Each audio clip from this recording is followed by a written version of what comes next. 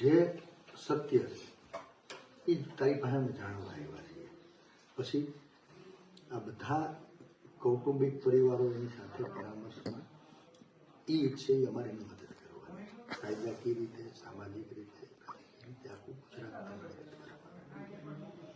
ભવિષ્યમાં આવી ઘટનાઓનું પુનરાવર્તન ન થાય ને બીજી દીકરીઓનું તારે પ્રેરણા સ્ત્રોત બનવાનું તારે સમજાવવાનું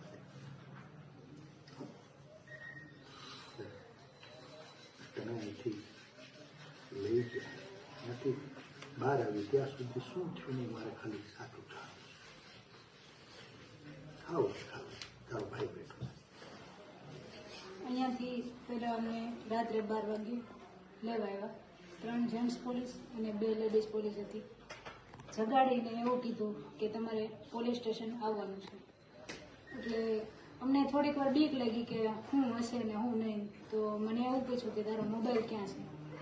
તો હું અંદરથી લઈ આવી અને મોબાઈલ આપી દીધો. પછી પપ્પા મારી જોડે જ હતા. અમને અહીંયાથી લઈ ગયા ડાયરેક્ટ પોલીસ સ્ટેશન. પછી ત્યાં એક સરે મારું નિવેદન લીધું, પપ્પાને હારે ન આવતું.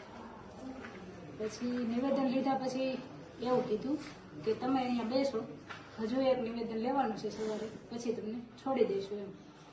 તો આખી રાત અમે બેઠા, પપ્પા મારી રાહે બેઠા. બીજે દિવસે 5 વાગ્યા સુધી નિવેદન લીધા, બધું લીધું. પછી 5 વાગે મેં રિક્વેસ્ટ કરી કે મને એકવાર મારા પપ્પાને વાત કરવા દો એમ. પછી હું પપ્પાને મળીને મેં એવું કીધું કે તમે ઘરે જતા રહ્યો એમ.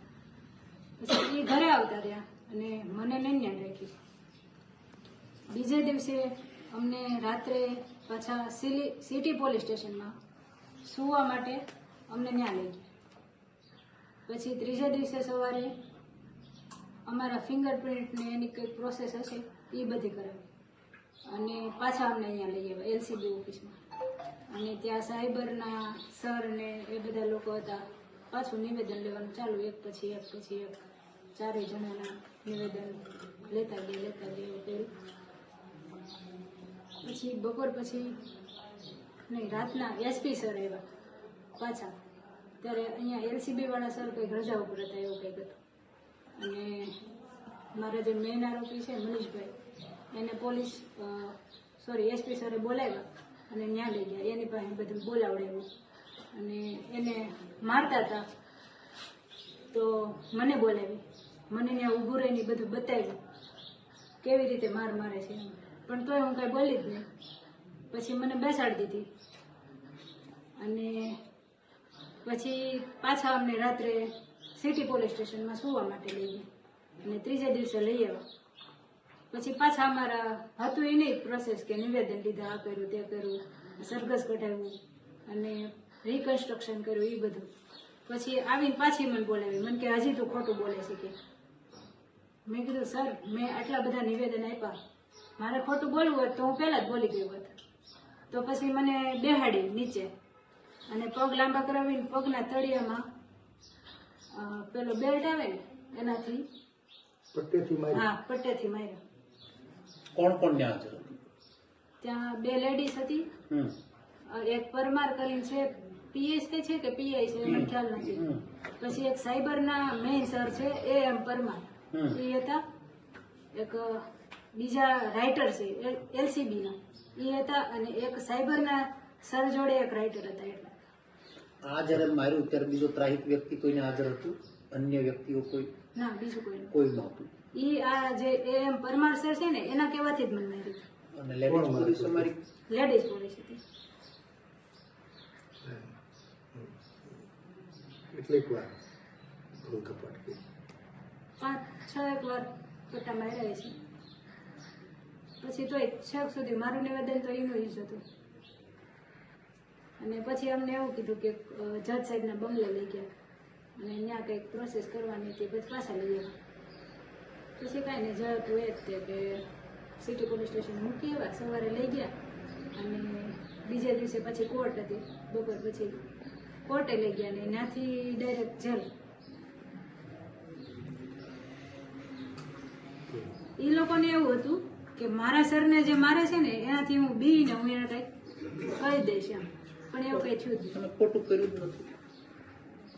અને લેટર તમને ઓરિજિનલ આપ્યો એવું તમારું કહેવાનું છે, હા સાઈન એ ઓરિજિનલ, હા સાહેબ અને તમે ખાલી ટાઈપ કરી હા, દીધું, તમને સીંધ્યું તમે કરી દીધું, હા તમારું એટલું જ કહેવાનું. હા લેટર તમારા કોમ્પ્યુટરમાં નથી બન્યું, નહીં કોરેકોરો લેટર હા આવ્યો, sign original letter original letter આવ્યો. સાઈન અને સિક્કાવાનું ઓકે. અને રિકન્સ્ટ્રક્શન 2 વાર કરાયું. હા 2 વાર કિશોરભાઈ ઓફિસે આવતા જતા કઈ હા ઘણી વાર આવતા હોય જતા હોય ને એને કંઈક ટાઈપ કરવાનું હોય તો એ આવતા હોય તમારી આગળ જ કરાવતા હા મારી આગળ જ. કિશોરભાઈ પોતે તમારી હા. પાસે ટાઈપ કરાવતા હા કિશોરભાઈ પોતે તમારી હા. પાસે ટાઈપ કરાવતા હા એટલે રિકન્સ્ટ્રક્શન અધૂરું કરીને પછી વળતે દી ઓફિસે લઈ ગયા ને તમે. હા પહેલા દિવસે રોડ ઉપર અકાયા હા અને બીજા દિવસે બીજા દિવસે પાછું રિકન્સ્ટ્રક્શન કરાવ્યું ઓફિસનું ઓફિસ. તે દિવસ ખાલી વરઘોડો જ કાઢ્યો હા. પહેલે દિવસે હા. આબરૂ જ લીધી આપણી હા જાતમાં. પછી બીજે દિવસે રિકન્સ્ટ્રક્શન કરાવ્યું ઓફિસનું નહીં મોઢે બંધાયું નતું કાંઈ નતું એમને જ હતું. ખુલ્લે ખુલ્લે હા ખુલ્લે ખુલ્લે જ હતું. એસપી ઓફિસમાં જ્યારે મીડિયાનું શૂટિંગ હતું ત્યારે એમને જ હતું. પોલીસની કાર્યવાહી બેટા તમને વ્યાજબી લાગી નહીં તો આપણે આની ઉપર કઈ કાર્યવાહી કરો એવો તમે ઈચ્છો છો? શું કરવું છે આપણે? તમારી યારે ખોટું કર્યું એની શું સજા?